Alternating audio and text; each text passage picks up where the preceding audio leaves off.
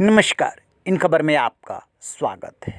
हरदीप निज्जर की 18 जून को कनाडा में हुई हत्या के बाद से भारत और कनाडा के संबंधों में तनाव आ गया है। कनाडा के प्रधानमंत्री जस्टिन ट्रूडो ने G20 में प्रधानमंत्री नरेंद्र मोदी से बात की। पीएम ने इस मुद्दे को उठाया लेकिन वो नहीं माने। Right to speech and expression के नाम पर लगातार कनाडा में खालिस्तानी गतिविधियों को बढ़ावा दिया जा रहा है। यहाँ से लौटने के बाद उन्होंने अपनी संसद में भारत के ऊपर सीधे सीधे आरोप लगा दिया कि निज्जर की हत्या में भारतीय एजेंसियों का हाथ है। इसके बाद दोनों देशों के संबंधों में जो तनाव चल रहा था वो खुल करके सामने आ गया। इतना ही नहीं, ट्रूडो ने भारतीय राजनयिक को निकाला। जवाबी कार्रवाई करते हुए भारत ने भी कनाडा के राजनयिक को निकाला। दोनों देशों ने एक दूसरे के लिए एडवाइजरी जारी की और आज भारत ने बहुत बड़ा ऐलान कर दिया है। विदेश मंत्रालय के प्रवक्ता अरिंदम बागची जब सामने आए तो उन्होंने ये कहने में गुरेज नहीं किया कि कनाडा खालिस्तानी आतंकवादियों का पनाहगाह बन गया है और कनाडा संरक्षण दे रहा है।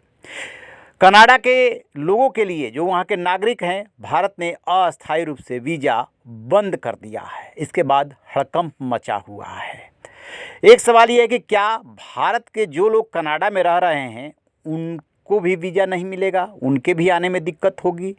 तो आपको बता दें कि जिसके पास पीआर है उसे कोई दिक्कत नहीं होगी। ये सिर्फ कनाडा के मूल नागरिकों और लोगों के लिए है।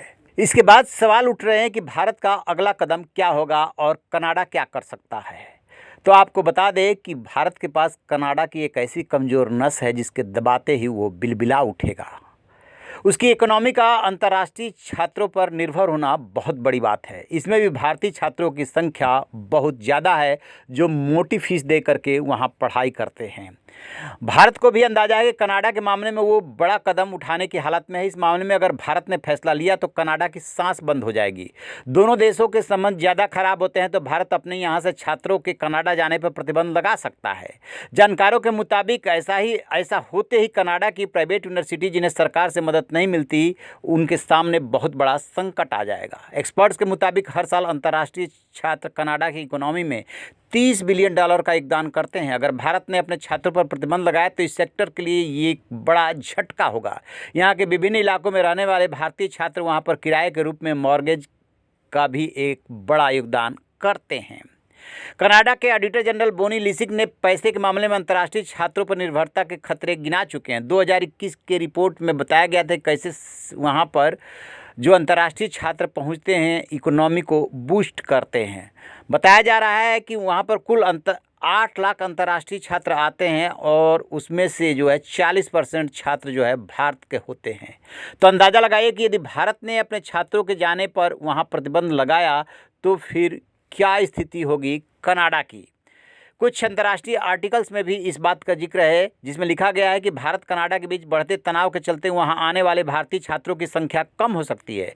कनाडा की सरकार द्वारा जारी आंकड़ों के मुताबिक यहां आने वाले कुल 8 लाख अंतर्राष्ट्रीय छात्रों में से 40% भारतीय है। प्राइवेट कनाडाई छात्र जितनी फीस देते हैं भारतीय छात्र उसका 3 से 5 गुना ज़्यादा फीस देते हैं। अगर देखा जाए तो कनाडा की निजी यूनिवर्सिटी का इकोसिस्टम ही पूरी तरह से भारतीय छात्रों पर निर्भर है। भारत अपने छात्रों के कनाडा जाने पर रोक लगाता है तो यह पूरी तरफ से कोलैप्स कर जाएगा। गौरतलब है कि कनाडा के कदम के बाद जो छात्र वहाँ पर पढ़ाई कर रहे हैं उनके पेरेंट्स के बीच अलग चिंता हो रही है। इसके अलावा चिंता का कुछ ऐसा ही आलम वहाँ पर रहने वाले छात्रों में भी है। हालांकि ये छात्र भारत के कदम से पूरी तरह से सहमत है। ब्रैम्पटन में रहने वाले एक छात्र ने बताया कि भारतीय छात्र समुदाय में खालिस्तानी धमकियों और इस पर ट्रूडो के स्टैंड की चर्चा हो रही है।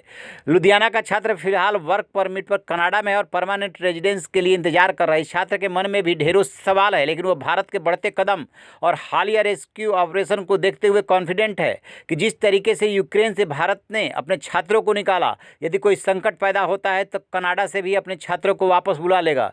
लेकिन दुनिया की नज़र लगी हुई है कि आखिरकार कनाडा और भारत के संबंध किस तरफ जा रहे हैं। इसमें तत्काल रोकना होगा कि और ज़्यादा खराब ना हो। अब देखने वाली बात यह है कि कनाडा क्या कदम उठाता है और इसके बाद भारत का अगला कदम क्या होता है। क्या दोनों के रुख में नरमी आएगी? क्या पर्दे के पीछे राजनयिक वार्ता होगी? इस पर नज़र रहेगी। जैसे ही अपडेट मिलेगा आपसे साझा करेंगे। रहिए बेखबर, देखते रहिए इन खबर। Thank you.